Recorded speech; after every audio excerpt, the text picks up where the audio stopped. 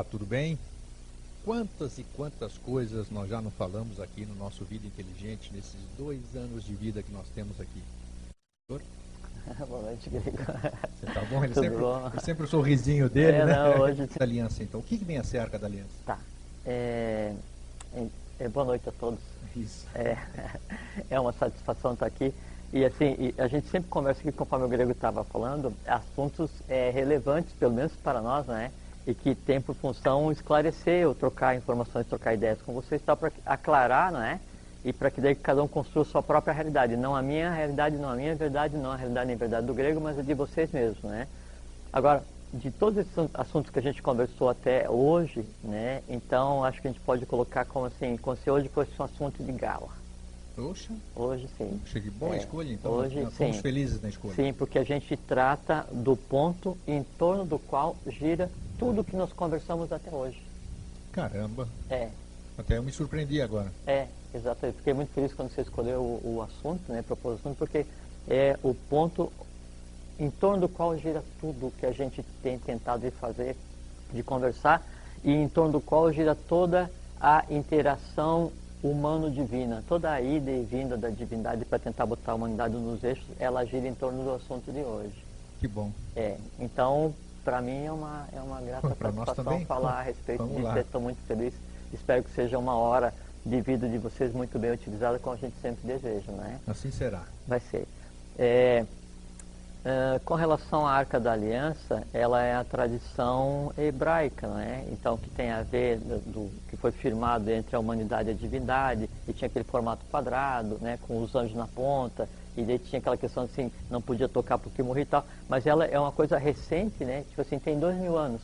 Sim, mas é real ou ficção? Não, é real. É real. É real. É real. A Arca da Aliança era uma Arca da Aliança do divino com o humano, do divino com o humano, focado naquela região onde se criou depois as religiões que evoluíram para se transformar no que seria o cristianismo e o judaísmo, exatamente. É real, mas não tem a ver com o Santo Graal. Não, porque a Arca, né, a tradição, né, diz que ela foi construída aí por volta de 2000 anos, né? E o que a gente vai conversar hoje, que é o Santo Graal, ele tem um pouquinho mais de tempo. Sim, então o que é o Santo... Um pouquinho mais de tempo, gente. O Graal. Primeiro, por que ele tem esse nome, Graal? O que significa esse nome? E segundo, por que o santo na frente? Isso que eu quero saber. Vamos lá. Tá. Muito bem. Então, assim, o Graal, né, a origem da palavra Graal significa taça. Taça. Graal em que língua? Na origem da língua latina, né, significa taça. Tá. Ele tem um outro nome que chama Ginashit, né? É um nome oculto que se refere ao cálice, né? Cálice. Como Ginashit. Mas ficou conhecido na tradição ocidental por conta de alguns romances e por conta de livros, coisas assim, né, como Graal. O termo certo é Santo Graal. Santo Graal. Tá. Por quê? Porque santo e o que tem de tão fantástico nisso aí? Então, vamos conversar assim. É mito ou realidade? É realidade. É real? É real. Existe? Real, existe. Tá. Existe fisicamente. Então, primeiro vamos falar assim, você citou essa questão que está em evidência, o assunto Graal, né? Então, hoje em dia se fala assim, que o Graal é um cálice onde Jesus deu vinho para os apóstolos, né, durante lá a ceia, e também se fala que o Graal é o cálice onde José de Arimateia colheu o sangue, que quando Longino lanceou Jesus na cruz, então ele recolheu esse sangue na taça, né. Se fala que o Graal é uma pedra, né, uma pedra de esmeralda, uma esmeralda verde gigantesca que diz que caiu da fronte de Lúcifer, quando ele foi lançado dos céus para a terra, né? Outros falam que o Graal é um livro, né? O livro que não pode ser lido, né? A não ser por aqueles adeptos, que é guardado em locais reservados. E mais recentemente, né, assim, para criar coisas mais fantasiosas, né, bem ao gosto ocidental, então se criou isso, que deu o Código da Vinci, a linhagem do Santo Graal, esses que falam que, na verdade, o Santo Graal era o útero de Maria Madalena, né? E o que tem de santo é que foi criada uma linhagem, né? Onde ela teve filhos com Jesus, daí foi para o norte da França, para a região de Rennes-le-Château, e aí então dela, né, e do filho dela com Jesus, descende Meroveus, que é o primeiro rei merovingio e tal. Isso foi uma confusão que armaram, né, para fazer o quê? Para referendar, né, a falsa origem divina dos reis atuais da Europa e do mundo inteiro, que não existe nada de sangue azul nisso. Sangue azul é sim a linhagem do Avatara, mas sequer é gerado na superfície. Tá. Então isso de dizer que Jesus, junto com Maria Madalena, gerou um filho, esse filho daí foi nascer lá no sul da França, na região de Rennes-le-Château, e aí, então dele descendeu o Meroveu, que foi o primeiro rei francês e tal. Então isso mostra que todas as casas reais europeias têm sangue azul, sangue divino, e são realezas, altezas, né? Conversa fiada. Conversa fiada. Conversa fiada. Tá. Não, isso não aconteceu, não aconteceu. Maria Madalena foi efetivamente para o sul da França, assim como José de Arimateia, que era o guardião do cálice, ele foi para a Inglaterra e fundou lá, deu origem lá à igreja, mas não tem... José de Arimateia era guardião do cálice, você falou? Sim. É? Já vamos conversar. Tá bom. É porque os mistérios... Aqui, hoje, nós vamos aproveitar muito bem nosso tempo, como sempre, mas hoje mais, porque tem muita informação, porque o segredo do cálice, o segredo da existência de Joshua Ben Pandira, o Jesus Cristo da Igreja Católica, né? Sim. Ele era conhecido na íntegra por Nicodemos e José de Arimateia, não é? E por mais algumas pessoas que o cercavam, a mãe dele inclusive. Então, essa questão que se fala, desmontando, né, essas colocações de que então o Santo Grau era o ventre de Maria Madalena e foi gerado uma linhagem, e não tem nada a ver. Depois então se criou lá o priorado do Sião, que seria o responsável por guardar o cálice até hoje, e encontraram documentos secretos na Biblioteca de Paris dizendo a relação dos nomes do priorado de Sião, onde estava Newton, Einstein, conversa fiada. Esses documentos secretos, né, que foram encontrados na Biblioteca da França, eles foram registrados, né, em 1962, 63, e são feitos com papel novo, né? Nada a ver. Não. E o que fundou lá o priorado, então ele fundou várias ordens, se intitulava o Supremo Druida Universal, um cara assim meio desarticulado e que era muito ligado na questão política e sempre tentou ficar em evidência, né? Mas não tem nada de real nisso. O priorado de Sião não tem a guarda do Graal.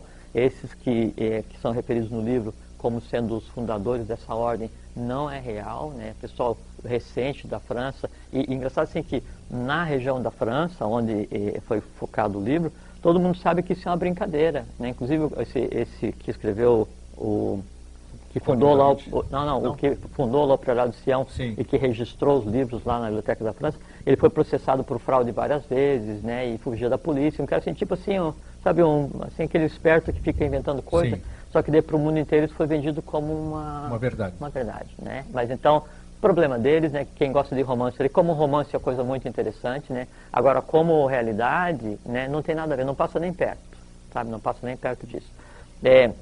Depois, então, a questão então o Graal não é isso. Daí se o Graal é um livro, não.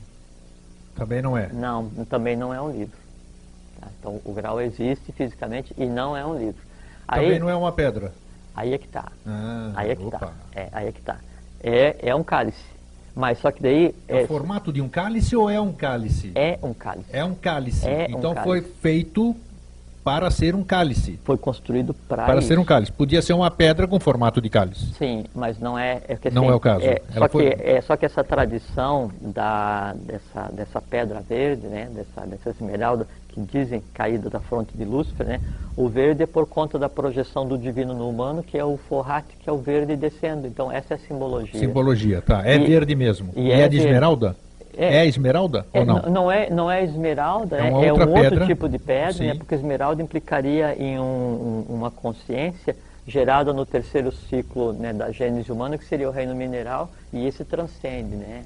Antes disso. Antes disso. Perfeito. Mas é verde e tem o formato de pedra, é o que seria considerado como pedra, e tem a ver com a queda das hierarquias, com a queda dos anjos, com a queda desse que chamam de Lúcifer, né, que nem tem esse nome sequer. Então podemos dizer que o Graal é mais antigo do que qualquer história religiosa que nós temos. Então aí que está. O Graal é assim, isso tem que ficar muito claro, né? Então são duas etapas do Graal. Opa. Duas etapas do Graal. Então, o primeiro grau, e tem uma música que se canta no local onde fica o grau, né? Diz a tradição, que é assim: salve grau, vitória de Deus, estrela bendita caída dos céus. Sim. Então, até a Atlântida, o grau era, né, a ligação entre o humano e o divino, o que representava o grau era uma pedra. E tinha a ver realmente com a queda do quinto. Aquela pedra seria no tempo Atlântico, então, vamos simbolizar, trazer a imagem presente, assim, do que a gente conhece, um altar de adoração, podemos chamar assim, cujo contato do humano com o divino era feito através daquela pedra. Não porque assim, Grego, ou não? Não porque assim, é que para a gente entender a Atlântida no seu apogeu... a gente tem que trazer para uma linguagem atual, isso que eu estou tentando fazer. Para a gente entender a Atlântida no seu apogeu, a gente tem que imaginar assim, um tempo em que a divindade consciente e exposta convive com o humano. Sim. Então não era assim, uma pedra em que o contato divino com o humano era feito, não. Era um referencial da queda divina, não é? E que coexistia nesse ambiente, mas não era objeto de adoração, assim como não é hoje o grau. Hoje também não é? Não. Hoje só guardam ele para... Tá, nós vamos chegar lá. Vamos chegar lá, saber por que guardam ele. Exatamente. Aí então, naquela época da Atlântida, então o grau, nessa primeira fase, ele era exatamente aquilo que se diz, uma pedra caída da fronte de Lúcifer, mas não no sentido de uma pedra que despencou do cosmos e veio dar na Terra, né? É assim, a queda da consciência dada aos homens, né? Então há toda uma simbologia, né, no entorno disso, mas então existia um momento em que o grau era essa simbologia. Entendido. E esse era o primeiro grau, então. Exato. Por isso que se diz, alguns dizem, não, mas o grau é uma pedra verde que caiu da fronte de Lúcifer quando ele se lançou da esfera celeste na matéria humana e tal. Sim, era. Né? Só que daí, o que aconteceu? No ir e vir humano, né, e por função Atlante, em determinado momento, né, na Atlântida, a quarta cidade inicia o movimento e se revolta contra a oitava cidade, Atlantis, onde fica a divindade dual, os gêmeos, onde eles residiam, né? Sim. Seria o equivalente hoje ao que a gente já conversou aqui, que seria Shambhala. Então isso estava na superfície da Terra, né? Então, quando eles se levantam, né, e atacam a oitava cidade, isso é narrado assim detalhadamente, né, na tradição védica, na tradição hindu, no Mahabharata, né, onde ele narra a guerra dos filhos do Sol contra os filhos da Lua, aquela... Isso aí, o simbolismo que se refere a essa briga dos Atlantes. É a primeira referência histórica onde então se descreve com clareza assim, os discos voadores utilizados, os vimanas, né, exatamente, de veículo e manas de mente, né, que era como é que antes eram movidos os veículos. Né? Então, nesse evento, não é nem um evento humano, esse evento cósmico que aconteceu na Atlântida e que depois culminou com o afundamento da Atlântida, então se sacrifica, pela primeira vez, se sacrifica a divindade. Certo. O que acontece? E a divindade na época da Atlântida, talvez eu não tenha falado aqui ainda, tinha o nome de Muisca. Não, isso nós não falamos mesmo. Sim, é Muisca e Muísis. Eram o casal divino que começou assim, o próprio Melquisedeque em forma dual, Deus encarnado em forma dual, convivendo com a humanidade. E em cada uma das 7 cidades, um rei semidivino, conduzindo a Atlântida para uma tônica, aquela cidade-estado que ele coordenava, né? Então era assim, era o próprio paraíso na Terra, né? Cada rei divino conduzindo uma cidade atlântica, e a oitava então tinha a própria parelha manúsica, a divindade. E na oitava que ficava o grau? Na oitava ficava o que era para ser, o que era antes do grau, como simbolismo da questão. Simbolismo, perfeito. Exatamente. Aí o que acontece? Então eles atacam a quarta ataca a oitava, a quarta, e aí a quarta leva as outras juntos e atacam a oitava e sacrificam a divindade. Sacrificam a divindade. Então, é a primeira vez que a divindade é sacrificada na história humana foi na Atlântida. E aí então inicia um processo de degradação e destruição de toda a Atlântida, com um karma que veio até no século passado aqui para ser redimido. O leigo aqui pergunta, como é possível a divindade ser sacrificada? Porque a divindade antropomorfizada, ela era antropomorfizada. Sim. Tá certo. Eu pensei que nós era, falando de coisa... deu a entender de que era... Não, estou falando de coisa prática. Assim, a divindade antropomorfizada existindo como ser humano, em corpo de ser humano, experienciando... Sujeita ao estar humano. Qualquer ser divino. Que esteja humano, antropomorfizado. Dhyani, Dharani, Aranidruva, Yokanã, Bodhisattva, Buda, né? Todos eles que vieram aqui? Todos eles ficam doentes, eles sofrem, eles se alegram, eles passam pela... Essa história de desaparecer com o passe de mágica, aparecer, isso aí é conversa fiada então. Se ele está encarnado, ele está sujeito às leis da Terra, às físicas daqui, não tem nada de magia em cima da coisa. Totalmente. Tá. E tanto é que se vê que... Ficou bem claro isso aí, que eu acho importante isso, a gente falar isso. Sim, porque você fica pensando assim, não, porque a divindade, não sei o que e tal, aquele negócio assim que vem com a brisa e vai com o vento, e você não sabe a quem adorar, não. A coisa é física, é real, é organizada, né? Não é uma bagunça. Tá, agora ficou claro. Aí então, sacrifica-se a divindade. Só que... Quem era a divindade nessa época? Quem era? Muisca e Muízes. Ambos foram sacrificados, ambos, então? Tá. Os gêmeos. Sim. Né? Sempre a divindade, quando ela... Sim, ela vem, você falou. Ela vem em gêmeos. Né? Sempre, né? E aí então foi sacrificado. Aí então, nesse momento, né? Se cria, né, o conceito de grau que se tem hoje, né, que é onde o recipiente, onde é vertido o sangue da divindade. Desta situação, vamos dizer, desse acontecimento que foi sacrificado. É vertida a essência, o sangue da divindade, e se inicia né, um processo de resgate, né, do sangue divino, que ele vem desde a época da Atlântida até os nossos dias. Perfeito. Todas as vezes. O que acontece então? Se cria o conceito de grau e o sangue divino, então a essência divina é colocada nesse recipiente, nesse cálice, não é? Não tem simbolismo aí, ou tem? Cálice. Aí foi feito mesmo. Cálice mesmo, cálice. Né? Ele tem formato. Sim. Tem formato. A partir dessa época ele tem formato, né? E aí então se cria uma guarda no entorno desse... Então, quando a divindade foi sacrificada, repete o nome dos gêmeos aí, por gentileza. É Muisca. Muisca. E Muízes. Muízes. Mu, separado, Isca e Muízes. Era a divindade, Deus antropomorfizado, existindo na oitava cidade. Então, eles foram sacrificados e alguém recolheu o sangue deles no cálice. O alguém é o entorno. Os iniciados, sim, os adeptos em volta, né? Assim, os asuras, macaras, kumaras, quem seja. Da mesma forma como José de Arimateia o fez com Jesus Cristo. Isso não é historinha, então? Não, José de Arimateia, ele era um ser de alta hierarquia. Eu não quero entrar nesse assunto já ali, vamos porque... chegar. Não, vamos entrar. Não, sim, vamos entrar? Então tá, você gosta de... Então tá bom, já ficou vermelho. Então, muito bem. Você falou de Jesus. Sim, então vamos seguir, Vamos seguir. Hoje, e a gente tem que falar com relação a Jesus da igreja. Porque se eles foram dois, como é que fica aqui? Quem morreu na cruz não foi o que nós conhecemos. Foi o irmão gêmeo dele. Sim. Surpresa? Um dia nós vamos falar isso, nós já prometemos isso aqui. Então, quando você fala isso, aí nós temos que saber qual dos dois foi, poxa. Sim, então, olha só, mas já vamos chegar aqui, que isso é uma coisa bem recente. Perfeito. Né? Então, em que época a gente pode colocar o surgimento da tradição do Santo Graal, que todo mundo busca, não é? Mais ou menos 9.534, 9.600 antes da era cristã.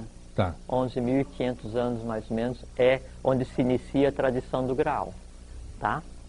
O que acontece? A partir daí, então, se inicia um processo de resgate da convivência harmônica, pacífica entre o humano e o divino. Sim. Aí é que começa, então, o que hoje a gente sabe que acontece, que é a divindade se manifestar e tentar colocar a coisa em ordem. Quem? Jesus, Buda, Krishna, Orfeu, Lao Tse, Maomé, Apolônio de Tiana, Jambico, Amenófis IV, Cunaton, uma série de seres com maior ou menor hierarquia, um Buda ou um Bodhisattva, né, ou um Yokanã, todos eles envolvidos, né, nesse culto ao Santo Sangue. Né? E todos eles tiveram ciência, consciência e conheceram o grau. Todos. E o grau, ele tem o conteúdo, o sangue daqueles. Só que assim, tem que entender assim, quando a gente fala assim, vou tirar o sangue, ele fala assim, pô, mas como é que o sangue dos gêmeos ia resistir 10 mil anos dentro do grau? Sim. Né? Tá. É que daí, o retirar o sangue, né, pelo processo que é feito, você retira a essência, a experienciação humana, não é? Daquele ser divino e coloca em um recipiente para que ali, então, eu tenha tudo o que aconteceu, né, nesse ir e vir divino. Tá. Isso é o grau. Como se fosse um pequeno registro acástico, vamos dizer, dentro daquele...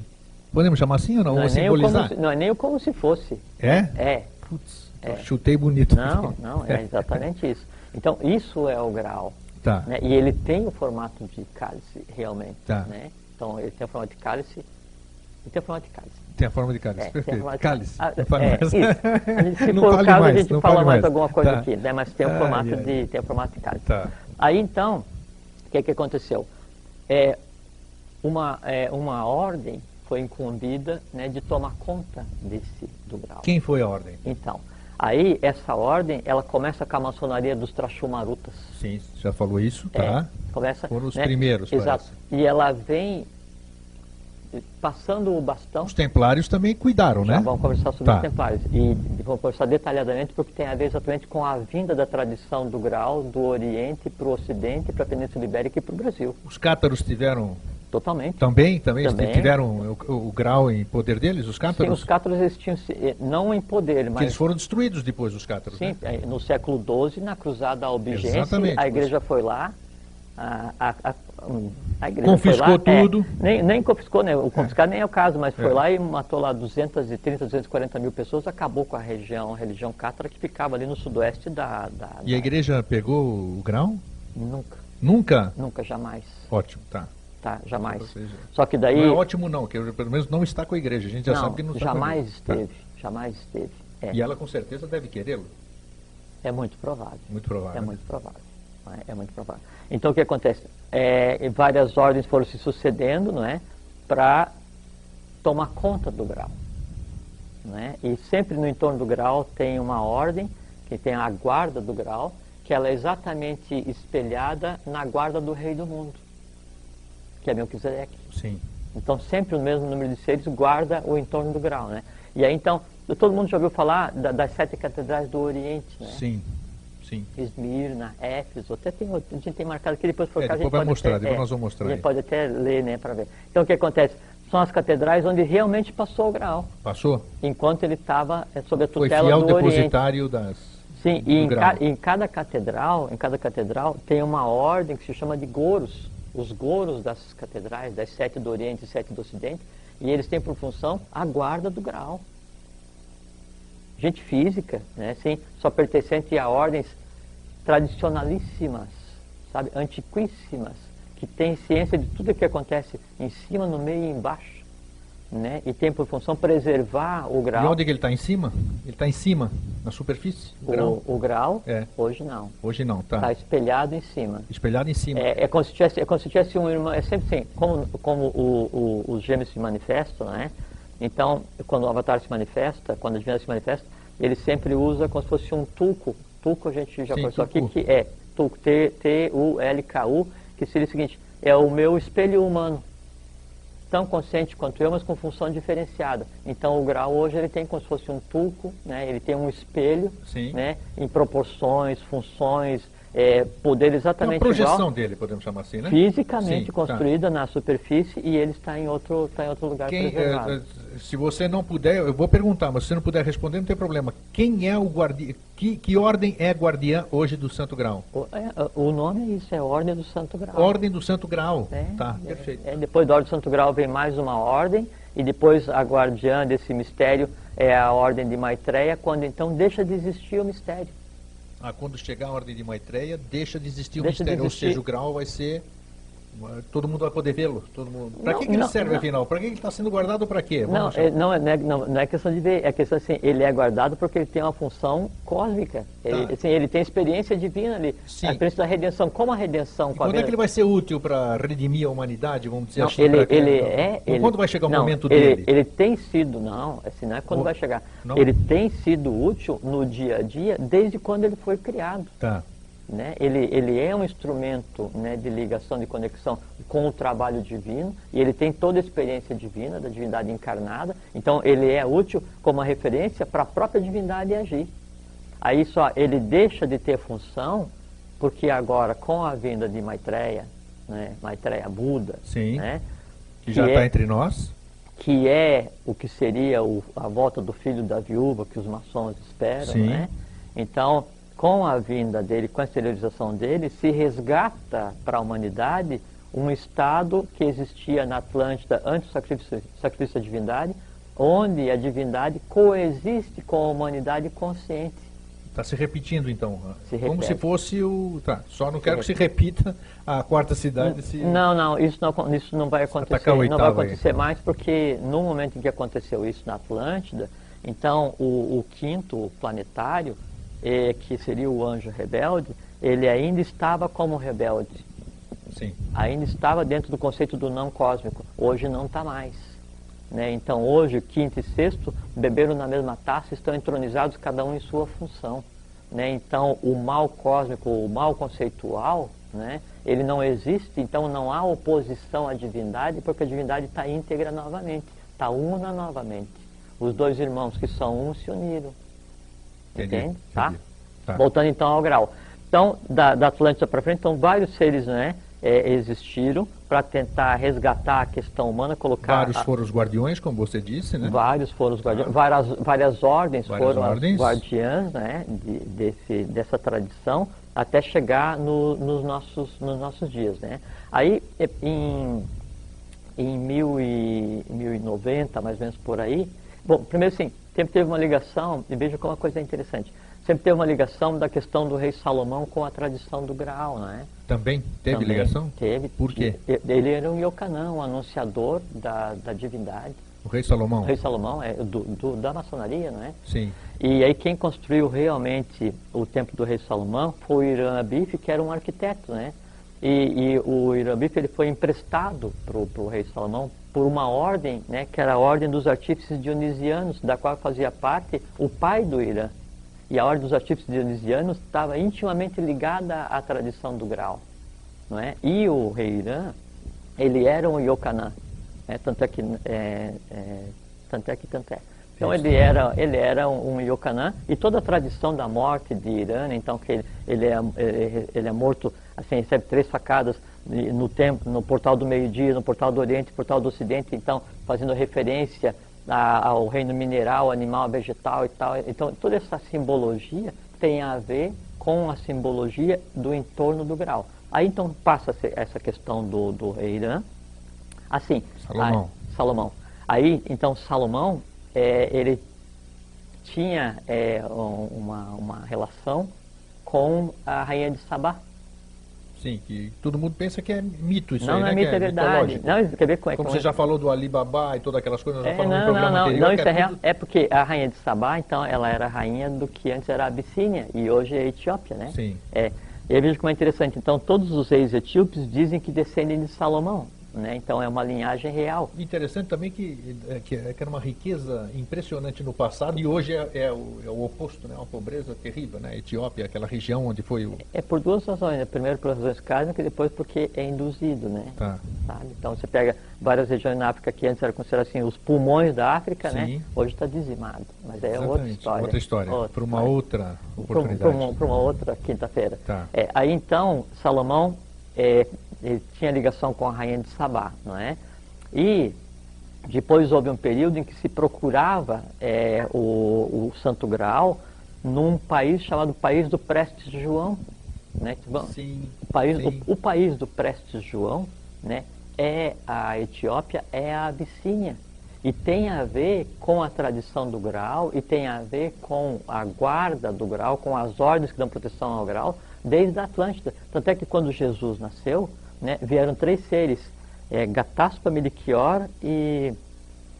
esqueci o nome do terceiro, mas eram os 3 reis magos, Belchior, Gaspar e Baltazar. Baltazar, isso. Então, para trazer incenso, mirra e ouro, né, para Jesus, para reconhecê-lo como profeta, como rei e como sacerdote, não é?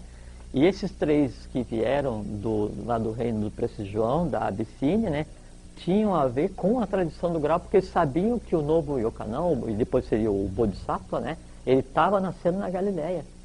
Né? Então, isso tudo é real e eles realmente vieram. Né? E o que aconteceu depois? Veja como é que é interessante. Aí se criou esse mito com relação à Etiópia, à Abissínia, país do Precijoão, ligado à tradição do grau, e sabia-se que então, por volta de 1880, entre 1883 e 1899, nasceria um ser, né, que resgataria, né, toda a humanidade. Veja que é interessante. Aí esse ser nasce em 1883 realmente. 1883? Nasce. Só que daí depois, só que ele nasce de forma velada, né, e com uma função muito específica, protegida, né, protegido pelo mesmo entorno. Lá embaixo ou aqui em cima? Em cima. Em cima, tá. Cima, Então, nasce protegido por essa ordem, né, que deu sustentação à tradição do grau, porque ele tinha uma função muito importante em toda a coisa cósmica. 16 anos depois, em 1899, nasce uma outra criatura, né, lá na Etiópia, né, e ele tinha o nome de Ras Tafari Makonnen, porque ele era o filho do Ras Makonnen, né, que na época era o rei da Etiópia, né. E aí então a tradição aponta que daí, como tinha que nascer alguém nessa época, e ele daí assume, né, como rei da Etiópia e se dá o título de Leão de Judá e fica muito conhecido no mundo inteiro, na ONU. Sim. E quem que era esse? Com que nome que ele ficou conhecido? Com Haile Selassie. Isto. Haile Selassie, o Leão de Judá, ele tem o nome de Rastafari Makonnen. Aí um povo na Jamaica, né, que sabia dessa tradição que ele viria para resgatar a raça negra, lemuriana, né, a raça Atlantis, os Emílios, todo esse negócio assim, cria uma religião considerando o Haile Selassie como J-H-A, que é Deus, né? E aí se criou a religião Rastafari. Caramba, vivendo então, e aprendendo. Rastafari... Nem né, fazia ideia disso. Rastafari é o nome desse ser que nasceu em 1899, né? Rastafari Makonnen, que depois se chamou o nome de Haile Selassie, e que era um Iocanã, assim como era Salomão. Mas ele fez o que ele tinha que fazer? Fez o que ele tinha que fazer. Ele era um anunciador, ele veio para anunciar, né, aquele que resolveria. E as pessoas pensaram que ele era. Assim como João Batista, que pensavam que João Batista era Jesus, né? Mas João Batista era um Iocanã e estava anunciando Jesus. A Haile Selassie, então, ele veio anunciar quem? Ele veio anunciar o sexto planetário, né? Akibel, né? Aquele que viria a resolver para depois então entregar o bastão de mão. Então o Akibel é recente, então? Totalmente. É? De 1883. Meu Deus do céu. Não, é por isso que a gente conversa aqui várias vezes, que é o seguinte, a realidade, né, ela suplanta em muito, né, a mais sutil fantasia. Só que o que acontece? Esses dados são, assim, ocultos, né, da humanidade como um todo desde sempre. Por quê? Porque são esclarecedores. Não, esclarecedores, mas quer dizer, nós estamos trazendo isso à tona hoje, e eu acho que vem meio tarde assim a gente trazendo isso aqui. Porque, nunca é tarde, Grego. Porque quanto mais tempo passa, mais as cristalizações do que nos escondem todos esses tempos aí para cá, fica mais difícil, apesar de que nós estamos fazendo a nossa parte. Não, se isso fosse trazido há 200 anos atrás, talvez a ambiência para que isso frutificasse, se expandisse, transformasse o mundo não teria existia, ressonância. Não existia. Porque isso só frutifica, se expande e transforma o mundo em contato com matéria mental do futuro, né? Com o novo plano de pensamento, com assim, o quinto sentido desenvolvido, que é a mente abstrata, que é o plano da mãe divina. E isso hoje é realidade. Então a gente conversando isso hoje aqui, né, e conversando com vocês, isso reverbera, isso concorre para a alteração do próprio plano que dá origem a esses pensamentos, a essas palavras, conforme disse o próprio Akibel. Agora, vamos voltar. Não, antes de você voltar, deixa eu só esclarecer mais uma coisinha. Que eu que me divirto aqui, já falei, né? Quem mais aprende aqui sou eu.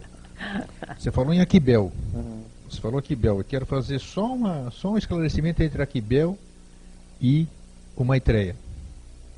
Me posiciona sobre os dois. Se o Selassie veio anunciar Akibel, que tem a sua contrapartida, que é a Lamirá, que você já falou, sim, sempre tudo. Boa. Quem é Akibel no contexto, se nós já temos também o Maitreya?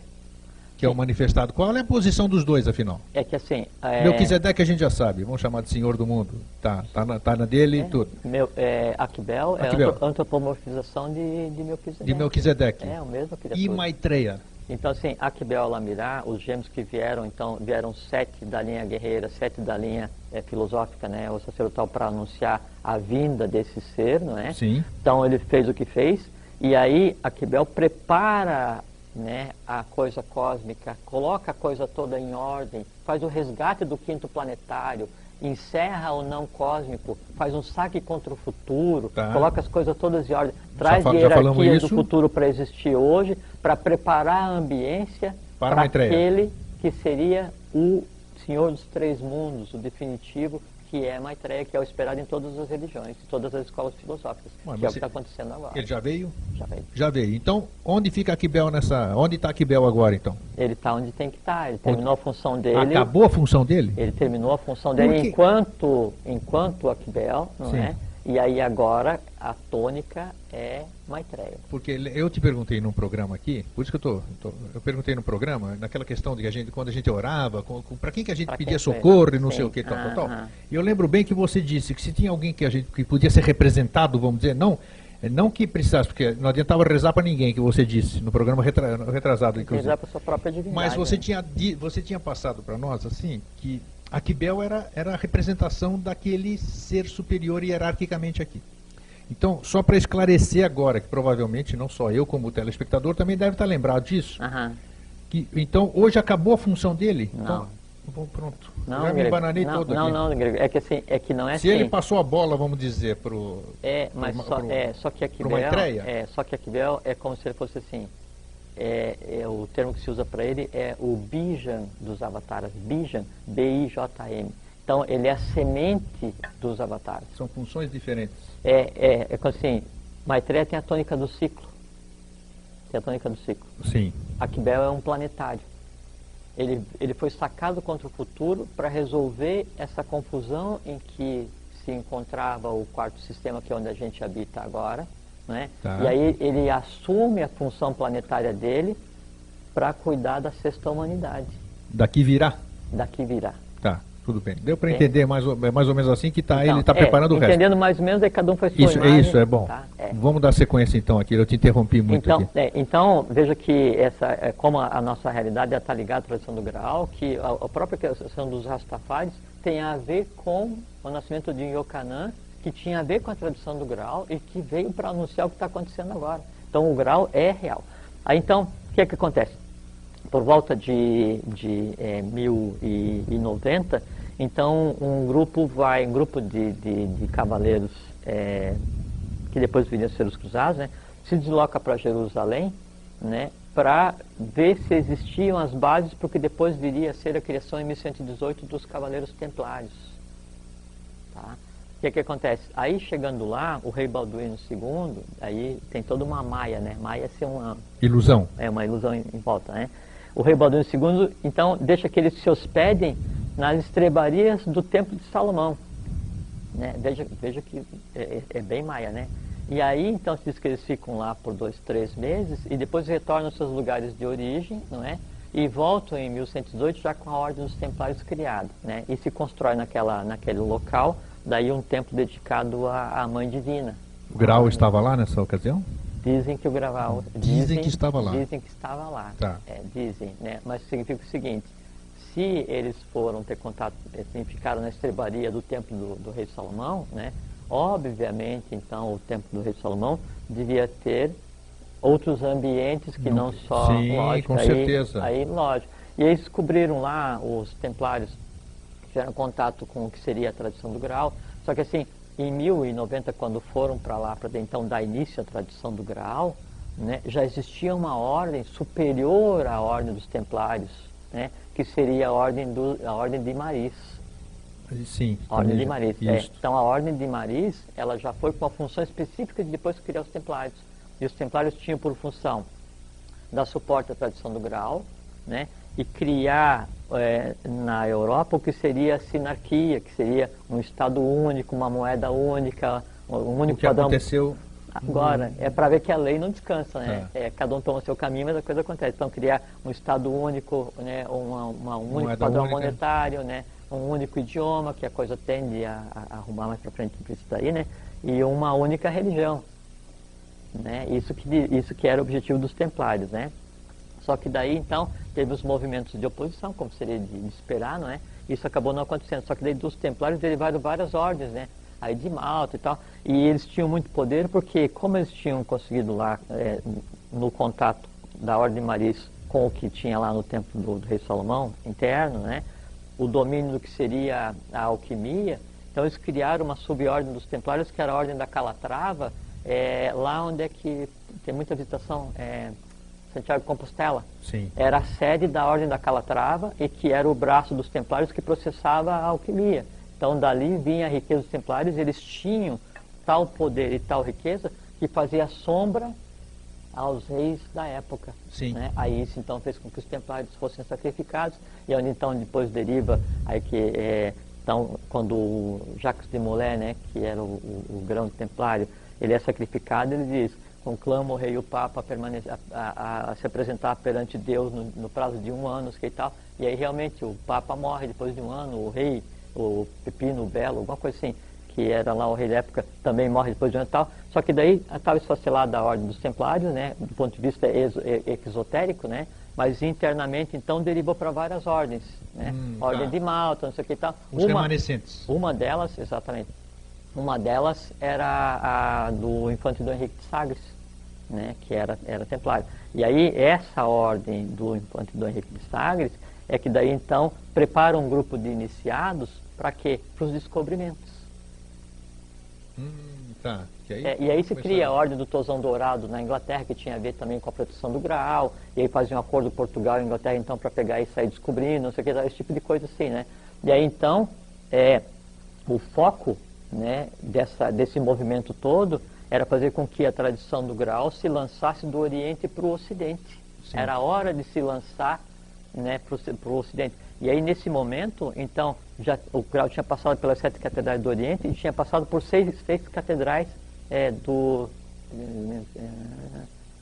4 catedrais do Ocidente, né, que é aqui na Europa, né. Aí, quando se lança a tradição do Graal para cá, quer dizer, quando a mônada, né, que é a evolução humana, ela se lança, né, para a América, então, junto vem a questão da tradição do Graal, né, para cá.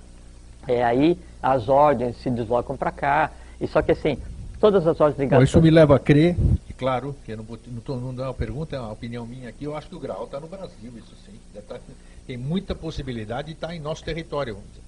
Pelo menos o que eu posso dizer é que o que seria o tulpo, o que seria a contraparte humana do Graal, ele se encontra em solo brasileiro. O Avatar se manifestou aqui, a Maitreya se manifestou aqui, uma série de coisas. O Ocidente veio para cá, o Oriente veio para o Ocidente. Sim. Todo mundo está vindo para cá, então leva-se a criar conjectura, claro, uma grande possibilidade de estar e basta assim um leve olhar crítico sobre o que é a humanidade hoje, o que é o planeta hoje, você vê que o único lugar do mundo onde há uma miscigenação de todos os seres criados e todas as raças pacificamente é aqui. Todas as raças se dão bem aqui. Tudo foi preparado. E antes disso, né, então a gente está aproveitando para conversar, então vieram para cá egípcios, fenícios, não sei o que. Claro, nós nunca falamos sobre isso ainda, né? E havia toda a tradição atlântica de preparação. Do Brasil. Exatamente. Ali na região de Goiás, né, é o terreno, em termos de geologia, é o local mais antigo do planeta. Sim. Né? Exatamente. Pré-cambriano, sei lá o que. Mais antigo ainda. E aí tem a questão do rei fenício Badesir vir para cá e aí estabelecer 2 reinados no Brasil, que assim do Rio de Janeiro até lá em Salvador, e Salvador em grego é Soter, né? Aí por isso lá se chama de Soteropolitano. E aí era o Brasil do Norte e o Brasil do Sul, e aí tinha Badesir veio para cá com 3 naves, 22 seres, e aí tinha filhos gêmeos. Tinha filhos gêmeos. E os gêmeos é que daí deram origem à tradição lá da Baía da Guanabara, e aí depois o nome de Badesir é que derivou o nome do Brasil. Então, tem toda uma tradição, para quê? Para permanecer viva, ativa a tradição do Graal. Né? Isso que acontece, isso que é a realidade hoje. E aí, então, voltando... E por que se guarda tanto, Jorge? Então, para ficar claro aqui, Por que se guarda tanto hoje ainda o grau? Por que se preserva isso tudo? Porque ele tem o registro, esse registro tem que ser mantido, apesar de, como você disse, ele ser uma cópia, vamos dizer, né? Uma projeção.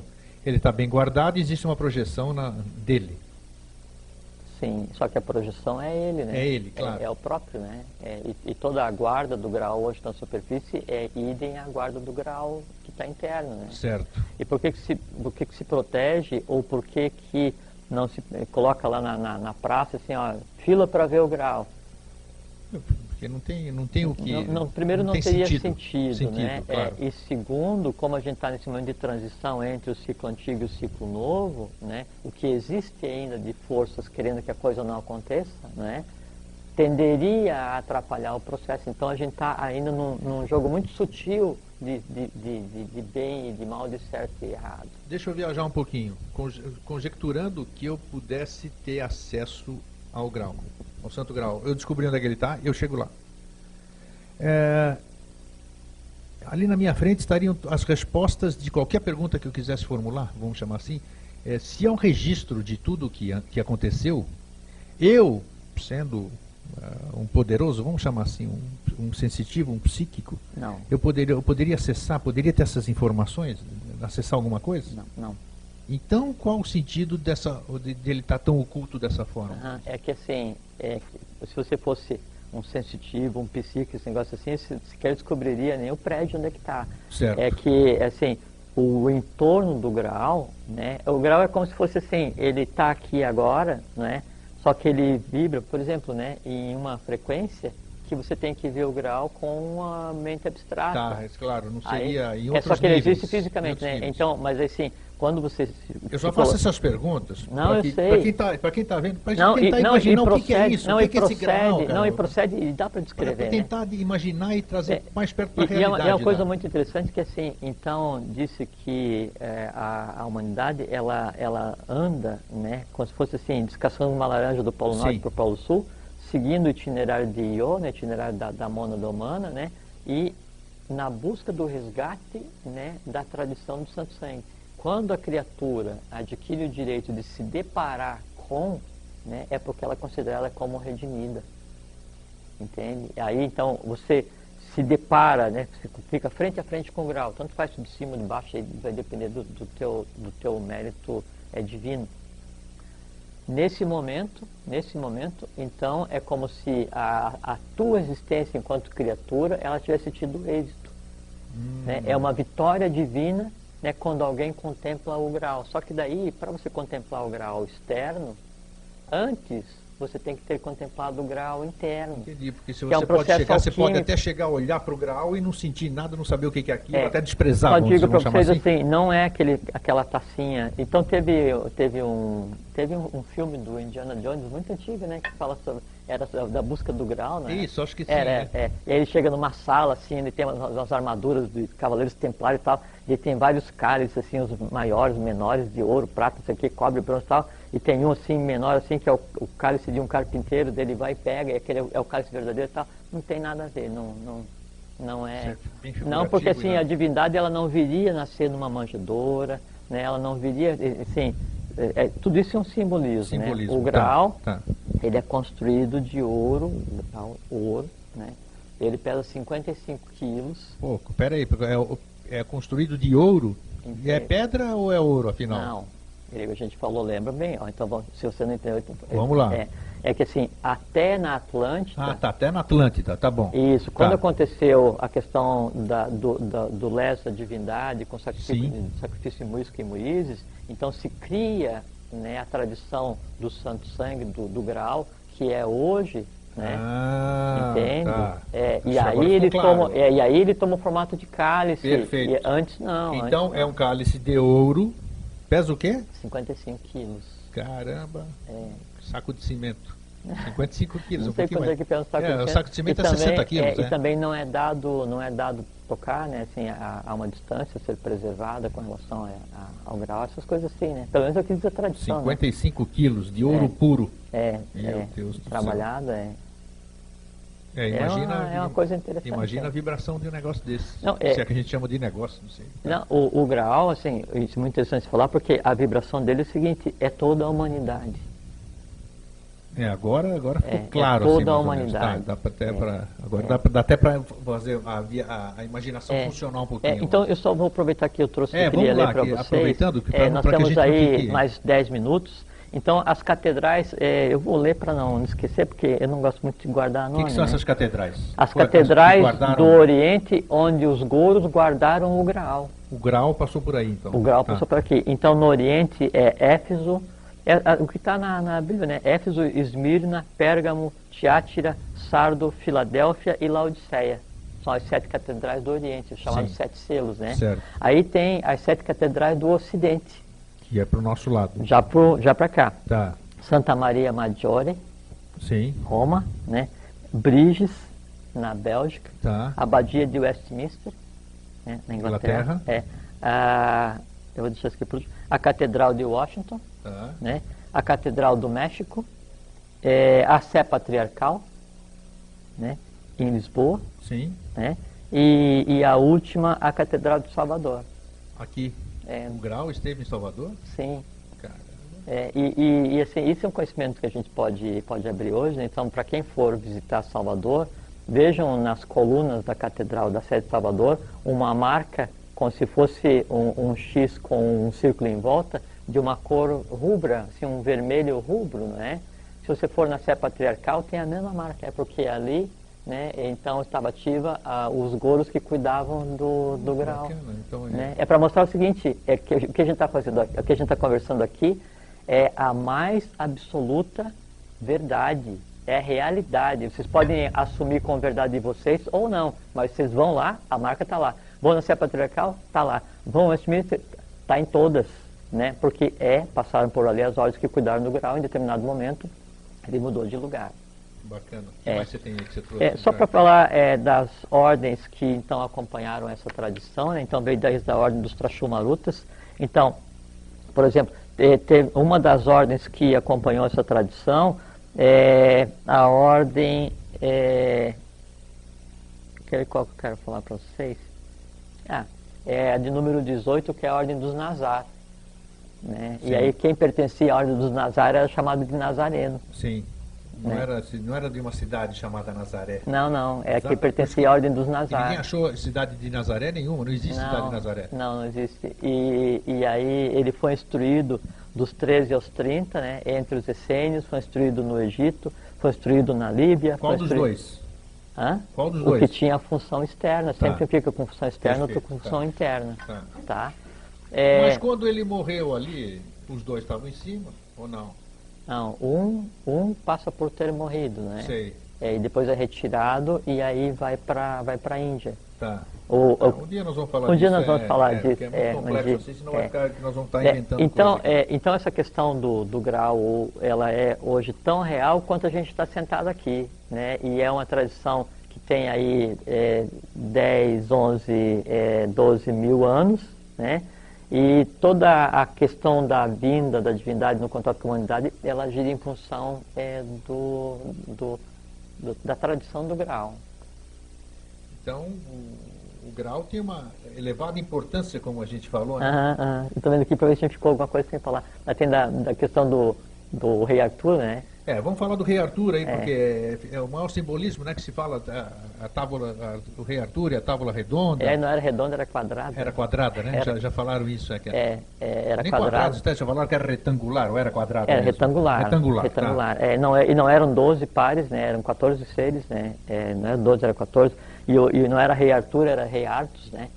E o rei Artus está ligado realmente à tradição do Graal, assim como o Merlin, né, que era um druida e era um cátaro, e estava ligado à ordem que estava preparando a vinda daqueles que viriam depois para cá, para daí cuidar do Graal e do nascimento dos que viriam anunciar. Então, é toda uma sequência, só que como isso é romanceado, então a gente tende a não dar muita importância, só que a gente tem que ver assim, em determinado momento da história, não dá para escrever um livro dizendo o que estava acontecendo, você guardava essas informações como se fosse um romance, né? Então, também quando foi escrito Parsifal, né, quando fala Parsifal e Lohengrin, que daí fala sobre Agartha, o mito do Graal, Shambhala, essa coisa toda, tudo isso é uma maneira de descrever o que é a realidade, mas de maneira romanceada. Um dia, a nossa civilização, seja nós ou alguém, um dia ela terá acesso, todo mundo vai poder ver o Santo Graal vai poder estar exposto?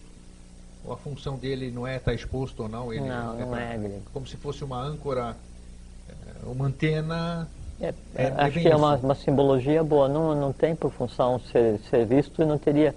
E seria para alimentar ou satisfazer só a curiosidade do ser humano, né? E tudo que a gente tem feito aqui é fazer com que o ser humano transcenda o ciclo de necessidade e a curiosidade para que ele se comporte como ele é. Aquibel, ele diz assim: ou nós assumimos o que somos, sim, ou não somos nada. Ou nós assumimos o que somos, ou não somos nada. Exatamente. Então, assim, ou eu assumo quem eu sou, que eu sou a divindade, assim como ser como a humanidade inteira, ou nós não somos nada. Então, eu não consigo ser meio ser humano, né, ou um ser humano ruim. Não existe, ou você é o que você é, ou você assume o que você é, ou você não é nada. Já que você falou isso aqui, nós temos 2, 3 minutos ainda, começamos um pouquinho mais tarde. Eu quero que você, então, faça uma analogia. Aqui alguns vídeos. Hoje a gente quase seguiu o que a gente tinha marcado aqui. E eu queria que você falasse exatamente sobre isso. Essa função de tudo isso que você falou para a gente descobrir. Isso aí faz com que o ser humano ele tenha um agravante de ele ter medo de se voltar para si, né? Porque ele acha que a resposta não está aqui.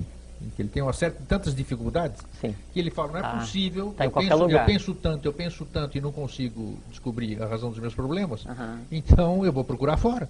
E todo mundo diz que está aqui dentro. Então qual é a dica que você dá, que nós falamos hoje do sagrado, do Graal, e quem sabe seja esse quem sabe, as pessoas, cada um em casa, imaginar que está vendo uma taça de ouro de 55 quilos e que aquela taça é um instrumento para que a pessoa possa se ver refletida naquilo e ver a beleza que ela própria tem, sei lá, alguma coisa nesse sentido. Queria que você captasse uma mensagem. Eu acho que dificilmente alguém podia recomendar uma coisa mais linda que essa, Grego. Você falou uma coisa... Olha aí.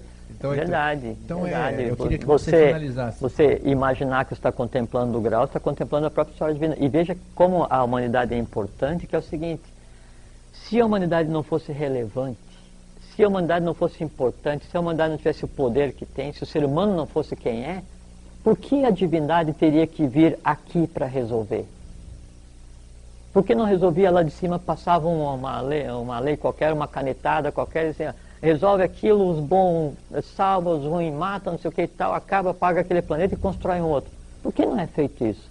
Porque é o seguinte: a divindade, ela se limita na matéria. Chega um ponto em que, uma vez que ela está antropomorfizada, tentando fazer com que a humanidade siga o seu caminho, encontre o seu reto caminho, Dharma, que é a lei, né, ela obrigatoriamente segue todas as limitantes. E aí, nesse momento, sempre a divindade, ela depende do entorno dela, daqueles seres humanos que trabalham em função da lei, trabalham em função de restabelecer o que seria a idade do ouro para toda a humanidade. Entende? Então, se a própria divindade depende que nós façamos, sim, significa o seguinte: que nós temos todo o poder e toda a capacidade para fazer, né? Só que é o seguinte: se eu não acredito em mim, se eu acho que tem um Deus antropomorfizado que vai me ajudar, ou tem um anjo que vai me ajudar, ou tem um gnomo que vai me proteger, ou tem um duende que não sei o quê, ou tem uma pedra que vai me dar poder, ou tem uma pedra que vai estabelecer minha saúde, até pedra, né, a gente acha que é mais poderoso do que nós, menos seres humanos. Verdade. Até duendes, fadas, sereias, filtros, salamandras, nereidas, não interessa quem, né? O que acontece? Nós aprisionamos a divindade em cada um de nós, né, como um vulcão represado que jamais vai cumprir o seu papel. E precisa.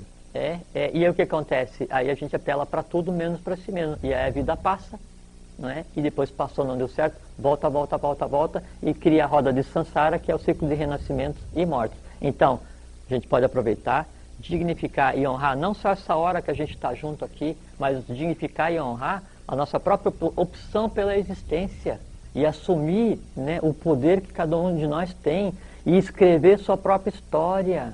E isso que a divindade espera que cada um de nós faça. A divindade vem e passa o que de melhor tem e aprisiona em cada um de nós, coloca em cada um de nós. E nós mantemos isso fechado. Libertando isso, eu sou o amor universal, a consciência universal, a onisciência, a onipresença, eu sou tudo. Por quê? Porque eu sou Ele, como fala Jesus na Bíblia, o meu Pai e o vosso, o meu e o teu, não o nosso, porque são diferentes, funções diferentes. Então, em eu assumindo quem eu sou, o que eu faço? Eu cumpro o meu papel. Já finalizamos aqui que o Cronos, né, o deus do tempo ali, já acabou com o nosso tempo. Que é a reencarnação de Cronos é o Silvio. Ele fica, vocês não veem, né? Um dia ele vem aqui na frente, né? Então, isso que eu tinha a dizer. Vocês serem senhores da própria existência para que a divindade em cada um se exteriorize e a coisa cósmica aconteça como tem que acontecer e o grau, tanto em cada um de nós quanto externo, seja visível para todo mundo. Muito bom. Obrigado, Silvio. Obrigado, Fernando. Obrigado, Jorge. Obrigado a você, Grego. Um fraterno e grande abraço a todos vocês. Sejam felizes e até sempre. Até sempre. TV Floripa apresentou Vida Inteligente.